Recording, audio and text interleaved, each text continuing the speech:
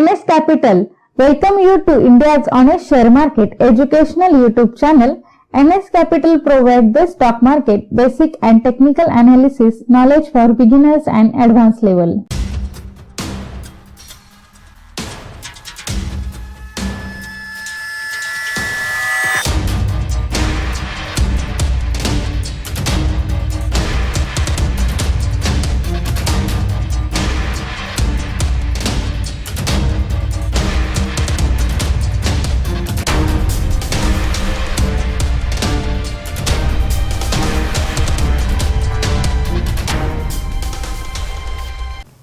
अशा न्यूज तुम्ही क्वचितच बघितल्या असतील, मात्र असे सुद्धा दिवस आपल्या भारतीय शेअर बाजारांमधील गुंतवणूकदारांनी बघितले आहे.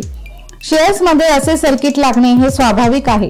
आपण शेअर मार्केट संबंधी न्यूजपेपर मध्ये शेअर शोधता येतील, तसेच विविध वेबसाईट वरती NSE आणि BSE च्या वेबसाईट वर सुद्धा तुम्हाला रोज कोणता ना कोणता शेअर सर्किट वरती लागल्याचा दिसेल. मात्र हे सर्किट का लागते किंवा लागते असे प्रश्न तुम्हाला पडले असतील. याचे उत्तर आपण आता बघणार आहोत. प्राइस सर्किट या शेअरच्या किंवा इंडेक्सच्या किमतीवर वेगवेगळ्या वेळेस वेगवेगळ्या परिस्थितीमध्ये एक्सचेंज कडून गुंतवणूकदाराच्या हिताचे रक्षण करण्यासाठी लावले जातात. यालाच प्राइस सर्किट असे आपण म्हणतो. हे सर्किट गुंतवणूकदाराच्या संरक्षणासाठी शेअरच्या किमतीवर एक्सचेंज कडून वेगवेगळ्या प्रमाणात लावले जातात. शेअर्सचे किंवा इंडेक्स मध्ये खूप मोठ्या प्रमाणात व्होलॅटिलिटी येऊन प्राइस खूप मोठ्या प्रमाणावर कमी किंवा जास्त होत असते. अशा वेळेस गुंतवणूकदाराचे मोठे नुकसान होण्याची शक्यता असते. त्यामुळे हे सर्किट लावले जाते.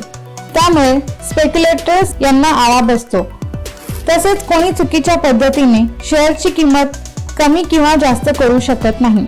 हे सर्किट शेअरचे किमतीवर 2%, 4%, 5%, 10% असे वेगवेगळ्या प्रकारचे सर्किट असतात. समजा एखाद्या शेअरच्या किमतीवर 2% चे सर्किट असल्यास त्या शेअरची किंमत कालच्या बंद भावापासून आजच्या चालू झाल्यावर कालच्या बंद भावापेक्षा जास्तीत जास्त 2% वाढेल किंवा कमी होईल. कोणत्याही परिस्थितीमध्ये यापेक्षा जास्त त्या शेअरमध्ये भावामध्ये बदल होणार नाही.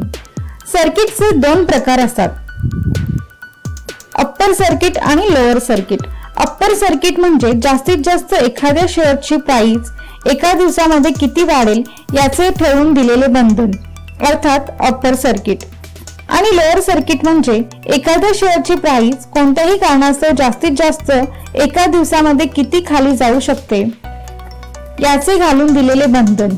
हे बंधन एक्सचेंज करून घातले जाते आणि कंपनीच्या शेअरच्या परफॉर्मन्स नुसार त्यावरचे सर्किट वरील बदल होत असतात.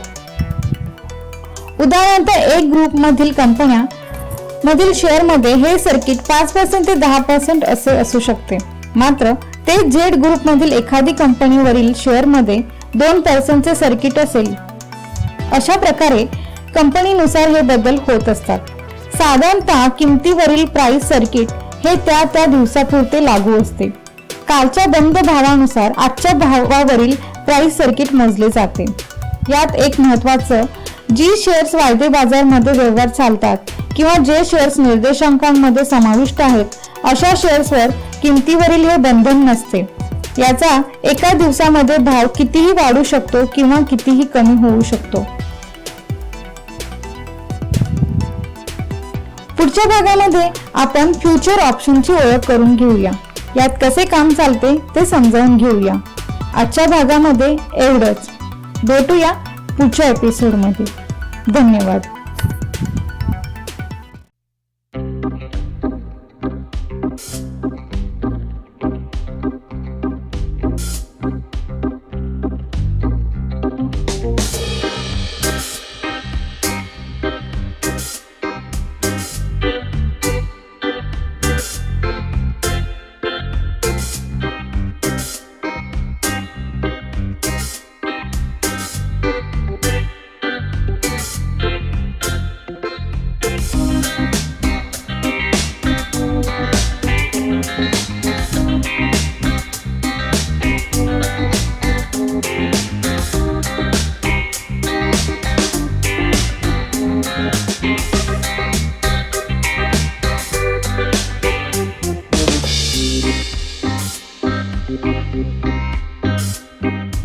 आहे.